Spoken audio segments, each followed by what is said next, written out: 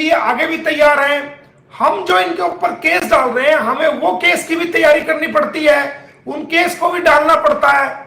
और फिर जो लोग हमसे जुड़े हुए हैं, जो इस केस से इंसानियत के नाते जुड़े हुए हैं, उनके फोन कॉल आते हैं, उनके व्हाट्सएप कॉल आते हैं, हमें उनको भी जवाब देना पड़ता है, हमें अदालत को भी जवाब देना पड़ता है, हमें क्लाइंट्स को भी जवाब देना पड़ता है।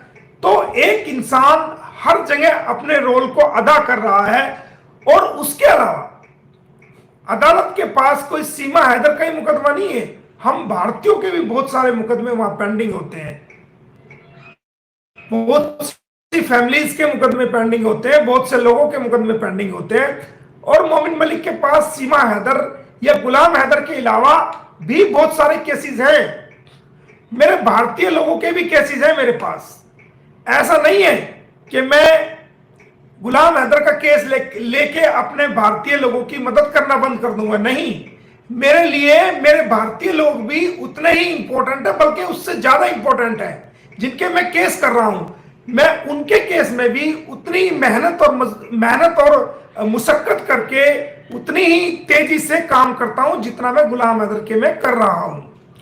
और गुलाम हैदर के केस में क्या चल रहा है, तो आप फरीदाबाद जाना बहन जी, और फरीदाबाद जाकर के, क्योंकि बच्चे पहली बार जो पता चला था कि बच्चे पाकिस्तानी हैं, जो सीमा अरेस्ट हुई थी, जो बच्चे रिकवरी हुए थे, जो पुलिस ने, रबूपुरा पुलिस ने किए थे दिनांक 3/7/2023 को बल्लभगढ़ से जो पकड़ी गई थी सीमा पुलिस द्वारा, और बच्चे भी पहली बार वहीं रिकवरी हुए थे।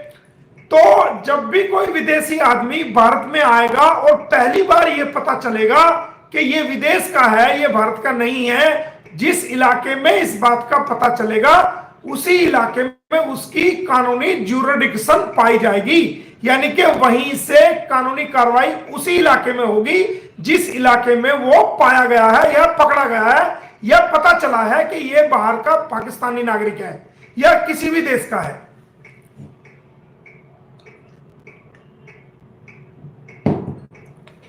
तो आप बल्लभगढ़ की चाइल्ड वेलफेयर कमेटी में जाइए, मैंने आपको पहले ही बताता हूं, वहां जाके पता करिए कि मोमिन मलिक ने बच्चों के केस में केस कब फाइल किया था सीडब्ल्यूसी में, और सीडब्ल्यूसी ने क्या आदेश उसके अंदर दे रखा है, आपको पता लग जाएगा। कुछ काम करने की पॉलिसीज होती हैं, किसी भी काम को आप करोगे, अगर उसकी आप पॉलिसीज नहीं बनाओगे, उसके डायग्राम नहीं बनाओगे, काम करने के तरीके को आप डायग्राम के रूप में, नक्शे के रूप में, पॉलिसीज के रूप में कागजों पे उसको तैयार मैप नहीं करोगे, उसके स्टेप्स को तैयार नहीं करोगे, लीगल स्टेप्स को तैयार नहीं करोगे, तो आप आगे चल के फेल हो जाओगे, आप काम ही नहीं कर सकते। तो हमने पूरा डायग्राम पहले तैयार किया, लीगल स्टेप तैयार करे, लीगल कानूनी चालें तैयार करी, और उसके बाद हमने कार्रवाई की और हमने अपनी कार्रवाई को मुकम्मल कर दिया। आज का नहीं, बहुत पहले का कर दिया। हमने आपको बताया भी है कि हमने सारी कार्रवाई कर रखी है। और जो सीडब्ल्यूसी है, सीडब्ल्यूसी ने एसएसपी गौतम बुद्ध नगर को नोटिस जारी करके ये पूछा हुआ है कि ये बच्चे बल्लभगढ़ से आपकी पुलिस द्वारा रिकवरी किए गए थे, आपने इन बच्चों को सीडब्ल्यूसी में क्यों नहीं पेश किया, आपने फरीदाबाद में इनका मेडिकल क्यों नहीं करवाया, आपने हमें इंफॉर्मेशन क्यों नहीं दी, और किस थाने में आपने इंफॉर्मेशन दी, इसका हमें कारण बताओ। तो एसएसपी को सीडब्ल्यूसी ने कारण बताओ नोटिस जारी किया हुआ है, और जिसका जवाब अभी तक मेरे नॉलेज के मुताबिक एसएसपी ने सीडब्ल्यूसी को नहीं दिया है। और उसके अलावा भी कोर्ट की मैंने सारी प्रोसीडिंग की हुई है। अब जैसे ही गुलाम हैदर भारत में आएगा तो उसके बच्चों को गुलाम हैदर को सौंप दिया जाएगा। मैंने अपना सारा होमवर्क कर चुका हूं मैं, क्योंकि बच्चे जो मिलने हैं बच्चे गुलाम हैदर को ही मिलने हैं। कोर्ट जो है उसके फादर को ही उनकी कस्टडी देगा, क्योंकि वो नाबालिग बच्चे हैं, वो उनका बाप है। वो कस्टडी मुझे नहीं देगा और ना ही मैं लूंगा कस्टडी। अगर कोर्ट मुझे भी कस्टडी देने लगे तो मैं भी नहीं लूंगा कस्टडी। उनके बाप को कस्टडी दिलाऊंगा मैं।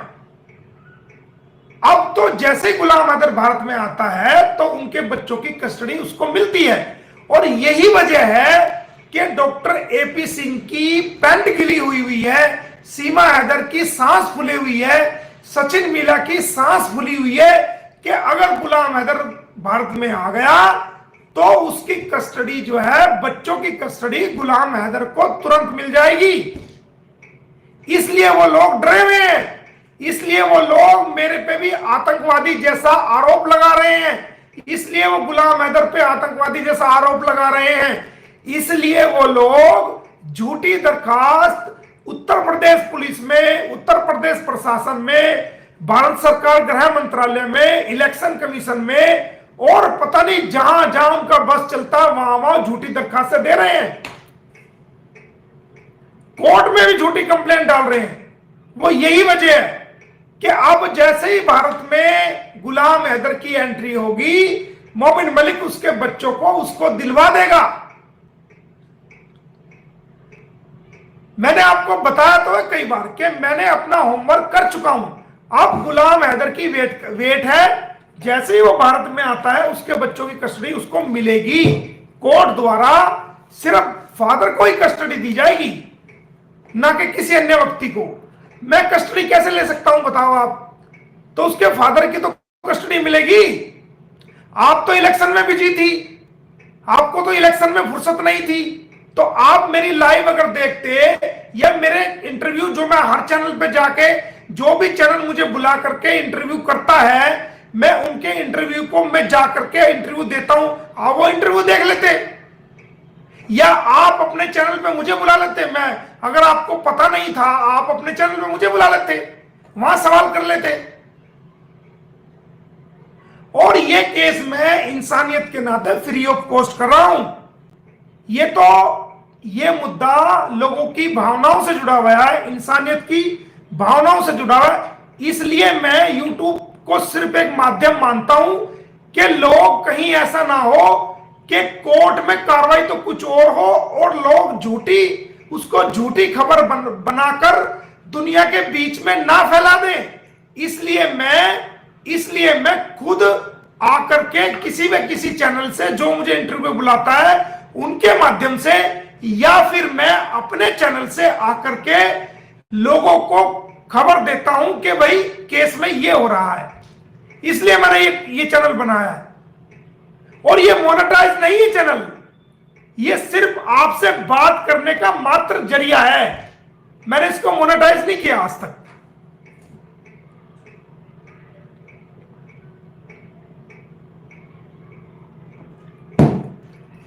और मेरी कोई भी लीगल कार्रवाई पेंडिंग नहीं है। मैं कैसा वकील हूं, आपसे मैं सवाल पूछता हूं दोस्तों, मुझे इस केस में क्या मिला बताओ आप? मैं इंसानियत के नाते फ्री ऑफ कॉस्ट कर रहा हूं, कोई फीस मैंने आज तक चवन्नी की गुलाम हैदर ली। कोई आपको अंसार बर्नी जी का नंबर चाहिए, उनके ट्रस्ट में आप बात कर सकते हो, कोई चवन्नी मैंने उनसे नहीं ली और ना ही मेरा लेने का इरादा है। ये केस मैं सिर्फ इंसानियत के नाते कर रहा हूं। और बदले में मुझे क्या मिल रहा है? बदले में मेरे पे उंगलियां उठाई जा रही हैं, मेरी पूरी लाइफ की में कमाई की इज्जत को कीचड़ फेंकी गई, मुझे आतंकवादियों से संबंधित बताया गया और मेरे ऊपर घिनौने आरोप लगाए गए। मेरे दुश्मनों ने भी मिलकर पुरानी एफआईआर दिखाई, कहीं कुछ दिखाया, कहीं लाइसेंस बताया, कहीं कुछ बता। दुनिया के सामने इतनी जिल्लत मुझे उठानी पड़ी लोगों ने जो झूठे इल्जाम लगाए।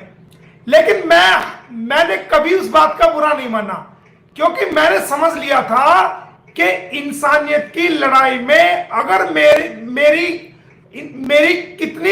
मेरा कितना भी बड़ा नुकसान होता है तो मैं सहने के लिए तैयार हूं।